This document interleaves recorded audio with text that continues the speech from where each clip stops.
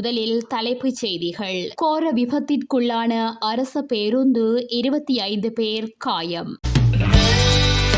தொடர்ந்தும் மூடப்படும் அபாயத்தில் அரச பாடசாலைகள். யாழ் தமிழரசு கட்சியின் தலைமை அலுவலகத்தில் வைக்கப்பட்டுள்ள சம்பந்தனின் பூதவுடல். கிருணிகாவின் பிணை மனு தொடர்பில் நீதிமன்றம் பிறப்பித்துள்ள உத்தரவு.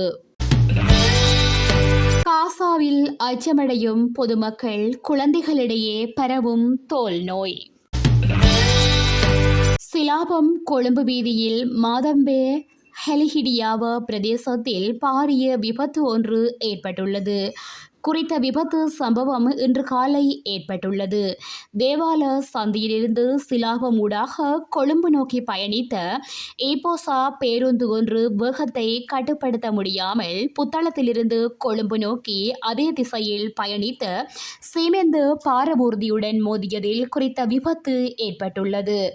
விபத்து தொடர்பில் மேலும் தெரிய வருகையில், விபத்தில் சுமார் 25 பேர் காயமடைந்து ஹலவத்த பொது வைத்தியசாலையில் சிகிச்சைக்காக அனுமதிக்கப்பட்டனர். அவர்களில் சிலரது நிலைமை கவலைக்கிடமாக உள்ளதாக வைத்தியசாலை வட்டாரங்கள் தெரிவித்துள்ளனர். சம்பவம் தொடர்பில் காவல்துறையினர் மேலதிக விசாரணைகளை மேற்கொண்டு வருகின்றனர். நாளை அனைத்து தொழிற்சங்கங்களையும் கொழும்புக்கு வரவழைத்து எதிர்கால நடவடிக்கைகள் குறித்து கலந்துரையாடவுள்ளதாக ஆசிரியர் அதிபர் சங்கத்தினர் தெரிவித்துள்ளனர். பாடசாலை நேரத்தின் பின்னர் பாடசாலைக்கு முன்பாக நேற்றைய தினம் ஆர்ப்பாட்டங்கள் நடத்தப்பட்ட போதிலும் தமது கோரிக்கைகளுக்கு கவனம் செலுத்தப்படாவிட்டால் பாடசாலை நேரத்திலும் தொடர்ந்து ஆர்ப்பாட்டத்தில் ஈடுபடவுள்ளதாக அவர்கள் குறிப்பிட்டுள்ளார்கள். அதன்போது கோரிக்கைகள் நிறைவேறும் வரை போராட்டத்தை கைவிட மாட்டோம் என்று சங்கத்தினர் சுட்டிக்காட்டியுள்ளனர். எவ்வாறாயினும் சம்பள முரண்பாடுகளை நீக்குமாறு அதிகாரிகளை வலியுறுத்தி கடந்த சில நாட்களாக ஆசிரியர் மற்றும் அதிபர் சங்கங்கள் பல்வேறு தொழிற்சங்க நடவடிக்கைகளில் ஈடுபட்டு வருகின்றனர்.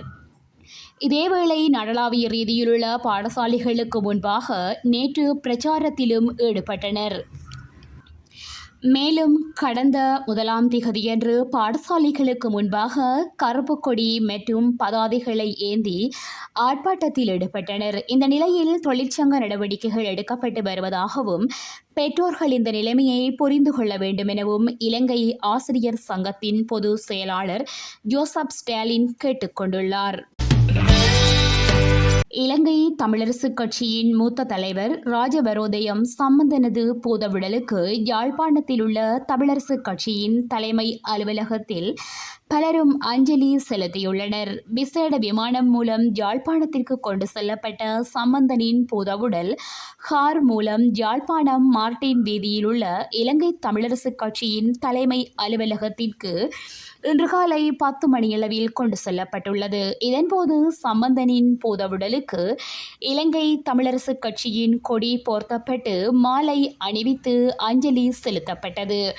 அஞ்சலி நிகழ்வில் கட்சியின் தலைவர் மாவை சேனாதிராஜா, கட்சியின் மூத்த தலைவர்கள், நாடாளுமன்ற உறுப்பினர்கள், கட்சி உறுப்பினர்கள், ஆதரவாளர்கள், ஏனைய கட்சிகளின் தலைவர்கள், பிரதிநிதிகள் என பலரும் கலந்து கொண்டனர்.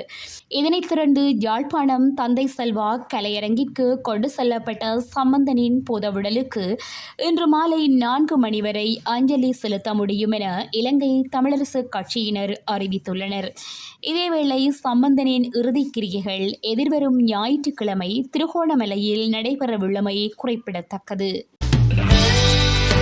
3 வருட கடூழிய சிறை தண்டனை விதிக்கப்பட்டுள்ள முன்னாள் நாடாளுமன்ற உறுப்பினர் கிருணிகா பிரேமச்சந்திரவை பிணையில் விடுவிக்குமாறு விடுக்கப்பட்ட கோரிக்கைக்கு ஆட்சேபனைகளை தாக்கல் செய்ய உள்ளதாக சட்டமா அதிபர் கொழும்பு மேல் நீதிமன்றில் அறிவித்துள்ளார்.